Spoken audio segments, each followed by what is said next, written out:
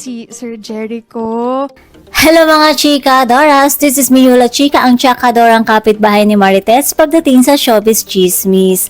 At heto na nga, meron akong ichichika sa inyo mga chika Doras.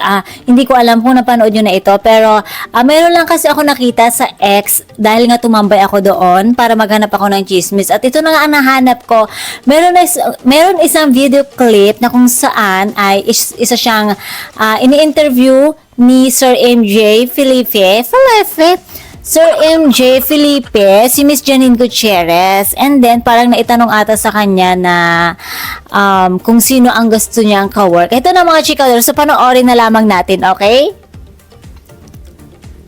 Naman, I'm looking forward to working si Sir Jericho.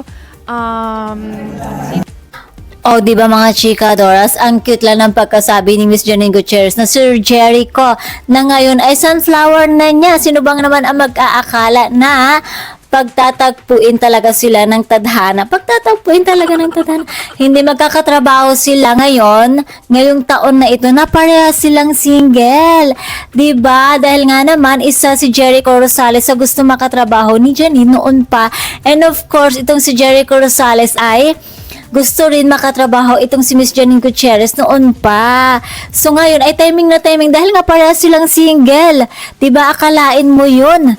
Diba? Na kung tutuusin ay mayroong posibilidad nga na talagang magiging sila, 'di ba? Hindi natin alam, 'di ba? Kasi nga naman wala namang masama doon dahil pareha silang single.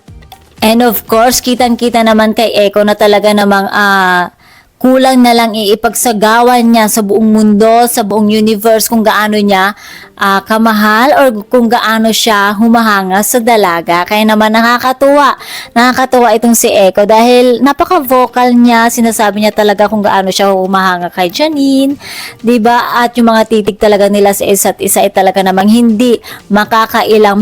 Parang may something, 'di ba? Di ba? Nakakatuwa. Kaya naman mga chikadoras, patuloy pa din natin silang abangan at panoorin sa Lavender Fields dahil grabe, nakakakilig kapag sila na yung nagka-eksena. Talagang, oh my God, sana sila pa rin yung ending, di ba? Dahil nangihinayang ako sa love story ni Teron at Irish. Ayan, kapag hindi sila.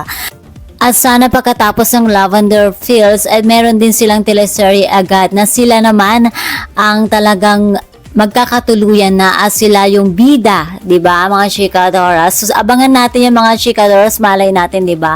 Dahil nga naman matagumpay ang tambalang Econin. And that's all for the mga chikadoras. Please don't forget to like, share and subscribe my channel.